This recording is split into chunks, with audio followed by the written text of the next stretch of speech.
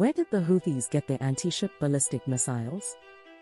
Deep dive into the Houthi rebels' use of anti-ship ballistic missiles and their connection to Chinese military technology. Houthi rebels' foray into naval warfare and its impact on trade.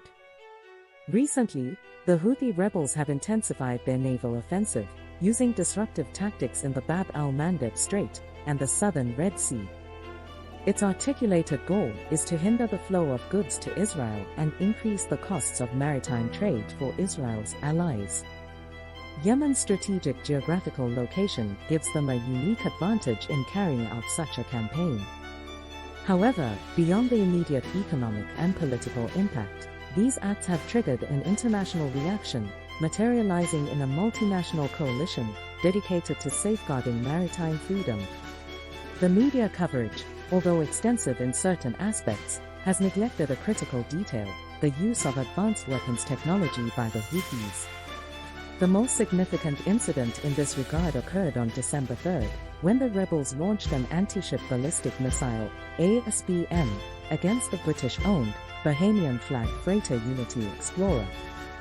This attack was confirmed by reliable sources, including The Economist, and highlights the sophistication of the Houthi arsenal.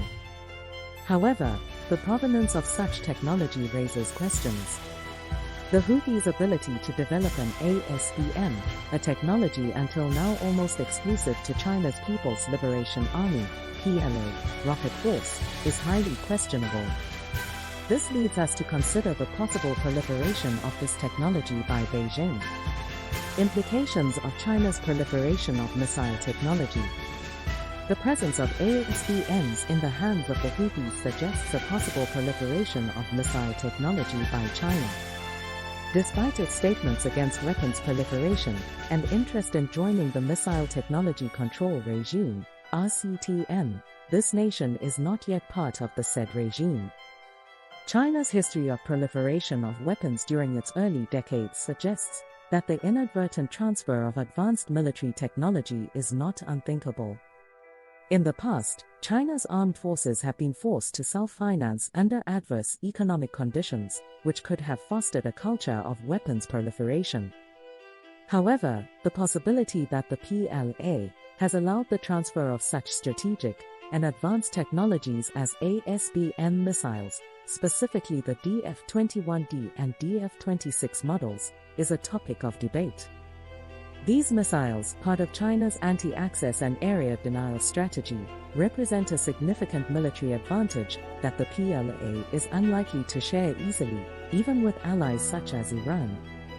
The transfer of such technology to Iran and, potentially, to groups such as the Houthis, Hamas or Hezbollah would be a move of great political and military magnitude, probably opposed by Chinese military officials. The possibility of elements within the EPO acting independently in this regard is an issue that deserves careful analysis. Eurasian strategy and the influence of historical geopolitical theories.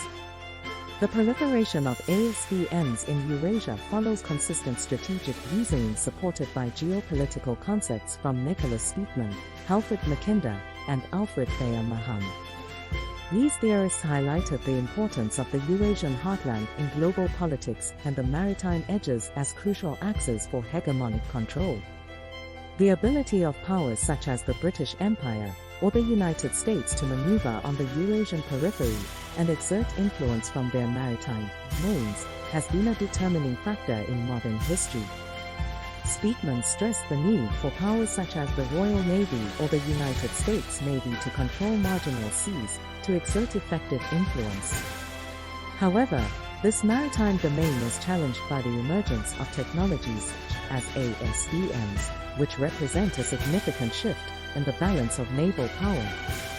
The perspective of Beijing, Tehran or Moscow in the face of a dominant Western Navy justifies the defensive strategies adopted, including the development and proliferation of ASBMs. Over the last century, advances in maritime weapons technology have empowered smaller fleets and coastal defenders.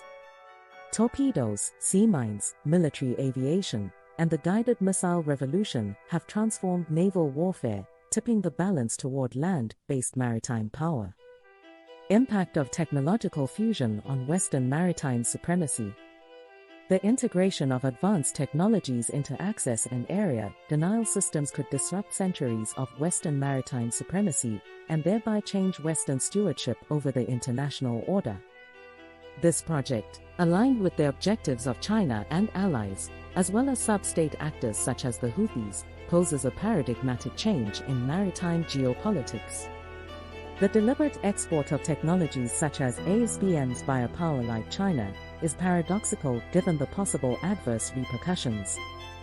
Weapons, unlike alliances and coalitions, are enduring, as evidenced in current conflicts where armed forces equipped with material of Soviet origin confront each other. The proliferation of ASBM is, therefore, an undertaking fraught with significant uncertainties and risks for the exporting country.